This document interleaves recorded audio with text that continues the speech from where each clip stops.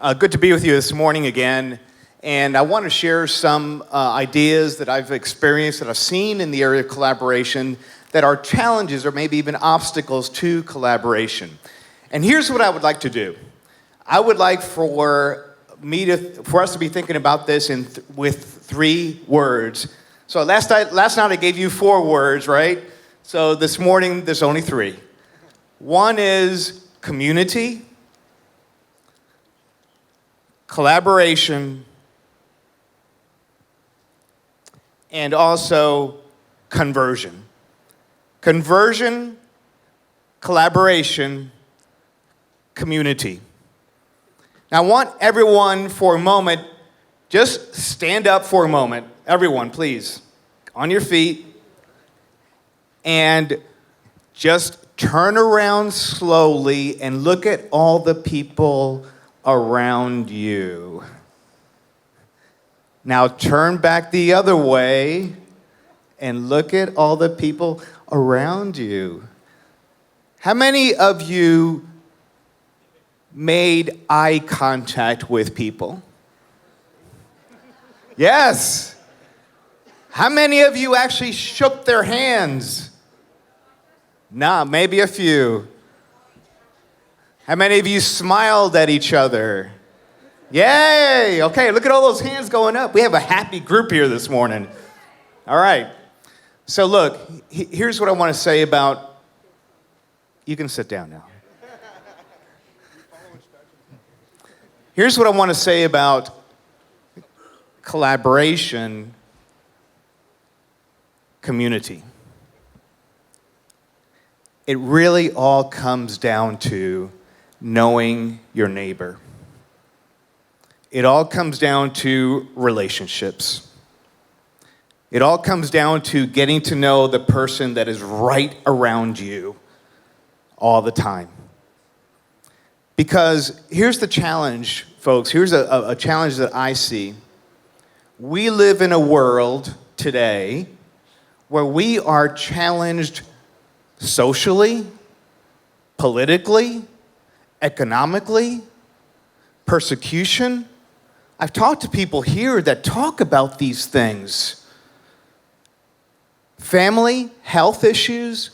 My point is this, is that for us to have collaboration, we first need to have relationships with people. But the challenge is that we have little time for that because of all the things that I just mentioned, besides being busy in ministry on top of everything else. It's also the community part, building community and real relationships. The challenge there is also that it takes a lot of work. I mean, I might seem like a nice guy, but I'm hard to get along with sometimes, okay? And I have my own set of challenges, and each of us as well do. And so it's not only time to build community relationships, it's also effort. It takes a little bit of work. And are we willing to put that work into it? Because what I see happening is that unless you do this, you can't do this, the collaboration part, okay? One more thing about community. I travel all over. Back at Dallas, in my role as vice president for global ministries at Dallas Seminary, I get at least 4 to 6 emails a week from someone, somewhere that has a program, that has something that they want to collaborate with me about. We're living in an age where to build community is also challenged because there's so many options out there. And even when I come to a conference like this, I was just in South Africa and Turkey and wherever else I was the last number of weeks, I get lost. There's always someone that has something to offer. And so how do you decide between one and another? One other item here. I said the last one's going to be the last one, but this is really the last one, okay? Community requires trust. And trust is hard to make. but it's easy to break. And so listen to me carefully.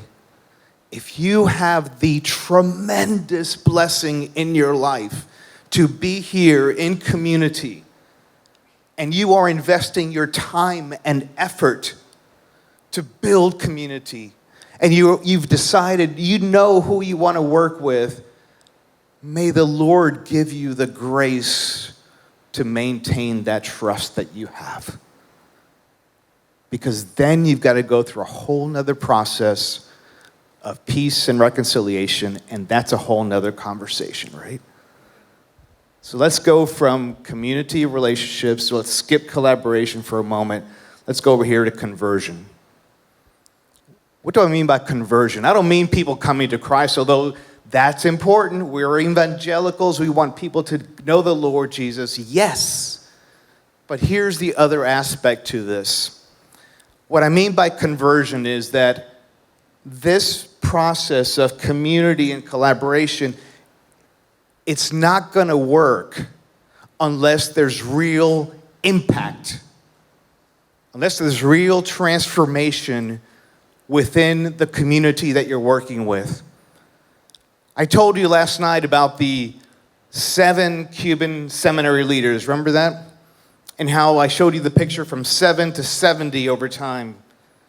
The rest of the story is that that group continued to grow. And over time, they were not only able to create an accreditation agency in Cuba, a fairly closed country, but that accreditation agency within Cuba now has regional and global recognition. So all of those people that lead those seminaries in Cuba, they now have access to global accreditation for their programs. That is conversion. That is change. That is impact, transformation because of the collaboration process. And that's what we're talking about. Are we going to really see true impact? One more item about conversion, maybe 2. Here's a question for you to be thinking about. What is the rate of change in the culture around you? And what is the rate of change that your ministry, in collaboration with others, is doing? My point is this. I would bet that the culture around us is changing at a faster rate than we are able to keep up with. And unless your collaboration process leads to an acceleration, unless it accelerates your ministry to help it keep up with the cultural rate of acceleration around you, it may not be that useful because you're still falling behind. All right?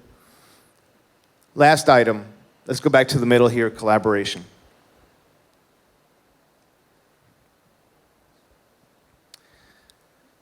Collaboration is not a partnership. I don't know how to define a partnership. People want to partner all the time. What does that mean? It means different things to different people. Collaboration, true collaboration, when you have community and you have a goal of conversion, then you could begin to realize what mutuality looks like. How is it that we're actually working together for our mutual benefit so that we are building community and seeing real change, conversion over time?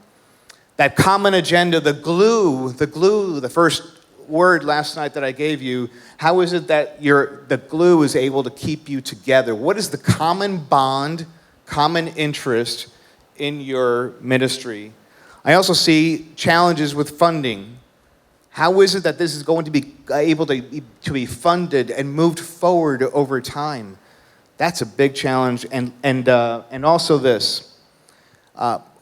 We can sit around and talk about collaboration for days, if not weeks. But here's what happens. Once we're done with the conversations, once we're done with the whiteboards, on Monday morning, we go back to our ministries and our offices, and we have tons of emails, phone calls, meetings, and everything else. Unless you have an administrative way, listen, unless you have an administrative way or backbone support for it, it's not going to move forward. Because you don't have the time to move it forward. Your administrative assistants, your staff, they don't have the time to move it forward. You need somebody that's going to help you move it forward. I see that as a big challenge. And lastly, this. I teach missions at Dallas Seminary, and as I do that, I try to kind of keep an eye on what's happening in the world with language, and how people are using different terms. So the word collaboration now is a global buzzword. Everyone loves to share the word, talk about it. There are some examples of what it might look like, but we still don't really know exactly what it means sometimes. And here's my other comment related to that. Last night I talked about leading people in a way where they create together, because at what they create, they will build. We talked about that. I think your generation, and maybe in collaboration with us, we need to be thinking about what is the next kind of language, what is the next way that you want to define collaboration rather than having it be defined by others from the past. You are the future. This is your endeavor. We will walk with you. They call me a senior leader. So I guess I'm old. I don't know. But we will walk with you. But this is something that you will need to create and build over time in your culture, in your ways. God bless you.